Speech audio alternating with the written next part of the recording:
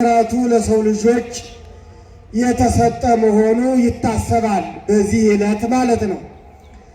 ኪዳነ ምሕረት የምንለው ለዚህ ነው። ስለዚህ አሁን የምንማረው የትምህርታችን ርዕስ ኪዳነ ምሕረት በሚል ርዕስ ይሆናል። የትምህርታችን ርዕስ ኪዳነ ምሕረት የሚል ነው። እንግዲህ ይህን ቃል ምዕመናንም ታውቁታላችሁ፣ አትረሱትም። ዛሬ ኪዳነ ምሕረት ነው ብላችሁ ወደ ቤተ ክርስቲያን ትመጣላችሁ። እንግዲህ ኪዳነ ምሕረት ማለት ምን ማለት እንደሆነ እናያለን። መጀመሪያ በዚህ ተነስተን ነው የምንሄደው። ሁለት ቃላት ናቸው፣ ኪዳን የሚልና ምሕረት የሚል ሁለት ቃላት በአንድ ላይ ተጣምሮ ኪዳነ ምሕረት የሚለውን ጥምር ቃል ይሰጠናል ማለት ነው። እና ኪዳን ማለት መሐላ፣ ውል፣ ስምምነት ማለት ነው። ምሕረት ማለት ደግሞ ቸርነት፣ ይቅር ባይነት ማለት ነው። ቃሉ እጅግ በጣም ልዩ ነው። ይገርማቸዋል። የቤተ ክርስቲያናችን ዋና ዋና ሕጎች ብሉይ ኪዳንና ሐዲስ ኪዳን ይባላሉ። ብሉይ ኪዳን ከክርስቶስ በፊት የነበረው፣ ሐዲስ ኪዳን ደግሞ ክርስቶስ ከተገለጠ በኋላ እርሱ የሰበከውና ሐዋርያት የጻፉት እና ምን ለማለት ፈልጌ ነው?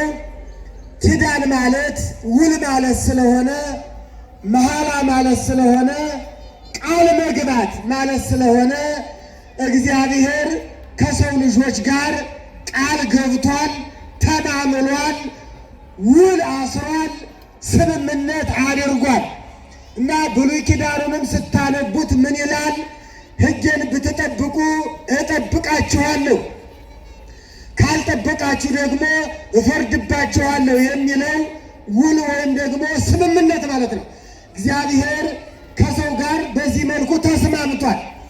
ሕጌን ከጠበቃችሁ፣ እንደተጻፈው ከሄዳችሁ እጠብቃችኋለሁ፣ ብትለምኑኝ ልመናችሁን እሰማለሁ፣ ጸሎታችሁን እቀበላለሁ፣ ለችግራችሁ መፍትሄ እሰጣለሁ፣ ከየትኛውም ችግር ከየትኛውም መከራ አድናችኋለሁ፣ ይሄ ቃሌ ነው፣ ቃል ገብቻለሁ ብሏል። እግዚአብሔር እንዲህ ብሎ ቃል ስለገባ ብሉይ ኪዳን ሐዲስ ኪዳን ሐዲስ ኪዳኑም እንደዚያው። ሐዲስ ኪዳኑም ያመነ የተጠመቀ ይድናል፣ ሥጋዬን የበላ ደሜን የጠጣ የዘላለም ሕይወት አለው። ተመልከቱ፣ ይሄ ነው እንግዲህ ቃል ኪዳን ማለት። አሁን ይድናል፣ ትድናለህ፣ የዘላለም ሕይወት አለህ፣ አድንሃለሁ፣ እሰጥሃለሁ የሚለው የእግዚአብሔር ውል ስምምነት ነው ማለት ነው። እግዚአብሔር ለማጥፋት ሳይሆን ለማዳን ተስማምቷል ማለት ነው። እግዚአብሔር ይቅር ለማለት ከሰው ልጆች ጋር ተስማምቷል ማለት ነው። ኪዳን ስንል ይህንን ነው። እና ኪዳነ ምሕረት የሚለው ደግሞ ተመልከቱ፣ ምሕረት የሚል ቃል የተከተለው ነው። ይህን ኪዳን የምሕረት ቃል ኪዳን እስኪ ይህንን በግዕዝ ኪዳነ ምሕረት ነው፣ በአማርኛ ደግሞ የምሕረት ቃል ኪዳን። እስኪ ይህንን በአንድ ላይ ምዕመናን በአንድ ላይ በሉ፣ የምሕረት ቃል ኪዳን በሉ። ተመልከቱ፣ ደስ የሚል ቃል ነው። እግዚአብሔር ቃል ኪዳን ሰጠ። የሰጠው ቃል ኪዳን ግን የምሕረት ነው። ተመልከቱ፣ የምሕረት ቃል ኪዳን ነው የሰጠ እግዚአብሔር። አሁን ቃል ኪዳን ታውቃላችሁ እናንተ፣ ሰው ቃል ይገባላችኋል። እንዲህ ብሎ ሱፍ አሰፋልሃለሁ ብሎ ቃል ይገባል፣ ሰው ማለት ነው። ቀሚስ እገዛለሁ ወይም ጫማ እገዛለሁ ብሎ ቃል ይገባል። ወይም በዘመናችን ደግሞ ሰው ከሰው ጋር የሚገናኝበት ታውቁታላችሁ። ሞባይል እገዛልሃለሁ፣ ሞባይል እገዛልሻለሁ ብሎ ቃል ይገባል አይደለ? ወይ አሜሪካን ያለ ሰው፣ አውሮፓ ያለ ሰው ሞባይል እልክልሃለሁ፣ ሞባይል እልክልሻለሁ ይላል። ይሄ ምን ይባላል? ቃል መግባት ይባላል። ሰው ግን ሰው ስለሆነ ቃል ከገባ በኋላ እልካለሁ ብሎ ላይልክ ይችላል። እገዛለሁ ብሎ ላይገዛ ይችላል። እናንተ ትጠብቃላችሁ፣ ተስፋ ታደርጋላችሁ። ተስፋ ካደረጋችሁ በኋላ ግን ያን ተስፋ ላታገኙ ትችላላችሁ። ለምን? ተስፋ የሰጣችሁ ሰው ስለሆነ ሰው እሰጣለሁ ብሎ አንዳንዴ ስለማይሰጥ፣ አንዳንዱ እሰጣለሁ ካለ በኋላ ይሰጣል። አንዳንዱ ደግሞ እሰጣለሁ ካለ በኋላ ላይሰጥ ይችላል። ምን ስለሆነ? ሰው ስለሆነ። እግዚአብሔር ግን እሰጣለሁ ብሎ ሳይሰጥ የቀረበት ጊዜ የለም። አደርጋለሁ ብሎ ያላደረገበት ጊዜ የለም። እግዚአብሔር እፈጽማለሁ ብሎ ያልፈጸመው ነገር የለም። እግዚአብሔር ከአንደበቱ የወጣውን ሁሉ ያደርጋል። ስለዚህ ነቢዩ ዳዊት እግዚአብሔርን እንዲህ ብሎ ይገልጠዋል። መሐለ እግዚአብሔር ለዳዊት በጽድቅ ወኢይንየስህ ይላል። እግዚአብሔር በእውነት ማለ፣ ቃል ገባ።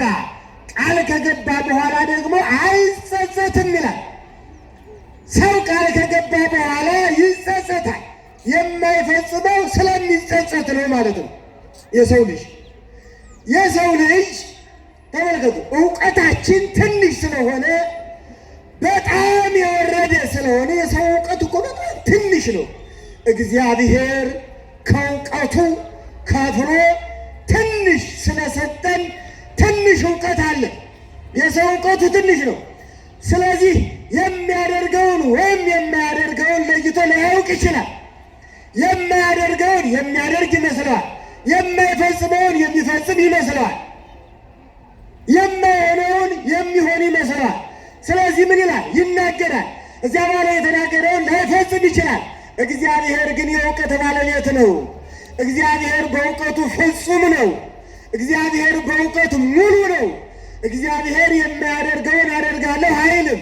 የማይፈጽመውን እፈጽማለሁ አይልም። እግዚአብሔር አደርጋለሁ ብሎ ያላደረገው የለም።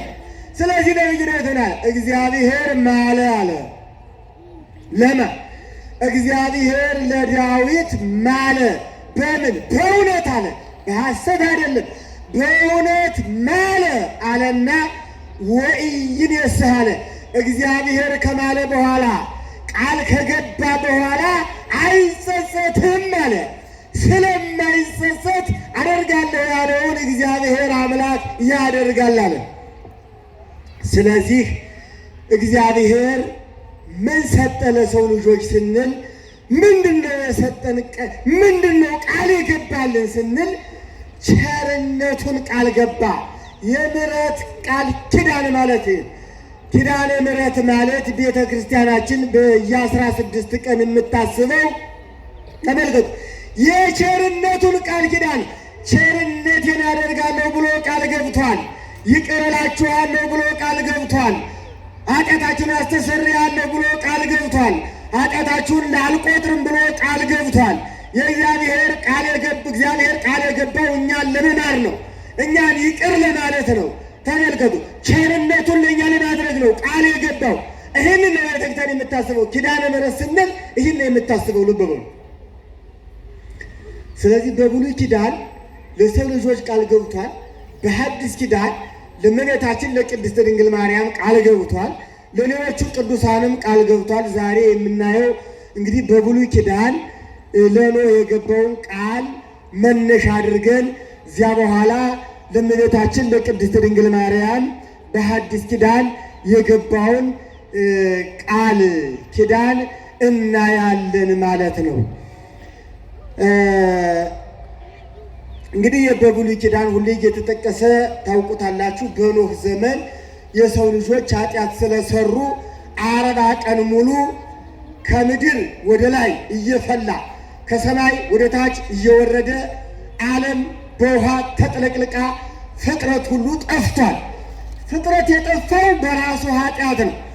ያ ፍጥረት ከጠፋ በኋላ እግዚአብሔር 8 ሰዎችን ብቻ በመርከብ ላይ እንዳስቀረ ይህን ታሪክ ታውቃላችሁ። በዘፍጥረት ከምዕራፍ 6 ጀምሮ እስከ ምዕራፍ 9 ድረስ ታሪኩ በስፋት ተጽፏል። በኋላ ግን እግዚአብሔር ለእነዚያ 8 ሰዎች ለታላቁ አባት ለኖህ ቃል ገባለት እንዲህ ብሎ ቃል ኪዳኔንም ለእናንተ አቆማለሁ የሚለው ዘፍጥረት ምዕራፍ 9 ቁጥር 11 ላይ ቁጥር 14 ላይ በምድር ላይ ደመናን በጋረድሁ ጊዜ ቀስቴ በደመናው ትታያለች። በእኔና በእናንተ መካከል ያው ነፍስ ባለውም ሥጋ ሁሉ መካከል ያለውን ቃል ኪዳኔን አስባለሁ ይላል። እዚህ ላይ ምንድን ነው የሚለን? ይህንን ምዕራፍ ስታነቡት ኖህ ሆይ ቃል እገባልሃለሁ። ለምን? ከዚህ በኋላ ከሰማይ ሰውን የሚያጠፋ ውሃ አላወርድም፣ ከምድርም ሰውን የሚያጠፋ ውሃ አላፈልቅም። ከላይ አውርጄ ከታች አፍልቄ የሰው ልጆችን አላጠፋም። መጀመሪያ አዳምና ሔዋን ብዙ ተባዙ ብያቸው ምድርን እንደሞሉ ሁሉ አሁንም ደግሞ አንተ እና ልጆችህ ትበዛላችሁ፣ ምድርን ትሞላላችሁ። ከዚህ በኋላ ከሰማይ ውሃ እንደማላወርድ ቃል እገባልሃለሁ አለና እግዚአብሔር ቃል ገባለት ይላል። ደግሞ ቃል እንደገባውልህ ምልክት እሰጥሃለሁ አለው። ምልክቱ ደመና በምድር ላይ ባመጣሁ ጊዜ በደመናው ላይ ቀስት አሳያለሁ ይላል። ይህን ታውቁታላችሁ። ቀስተ ደመና ታውቃላችሁ አይደለም? እንዲህ በዚህ በምስራቅ በኩል የሚታይ ቀስተ ደመና ይሄ ቀይ፣ ቢጫ፣ አረንጓዴ ይታያል አይደለም? በሰማዩ አንዳንድ ደመናው ሲመጣ የሚታይ እሱ እኮ ነው። ቀስቴን ያለው ይህን ነው እግዚአብሔር። ምልክቱ ይህ ነው አለ። የሰው ልጆች እንዲያውቁት፣ ልጆች እንዲረዱ። አሁን ምልክቱ እኛ እንድንረዳው ነው። የሰው ልጅ መረዳት የሚችለው በምልክት ስለሆነ፣ ማወቅ የሚችለው መማር የሚችለው በምልክት ስለሆነ እግዚአብሔር ምልክት እየሰጠ ነው። ምን እያል? ምድርን አላጠፋም ብዬ ቃል ገብቼ ነበር። የሰው ልጆችን አላጠፋም ብዬ ቃል ገብቼ ነበር።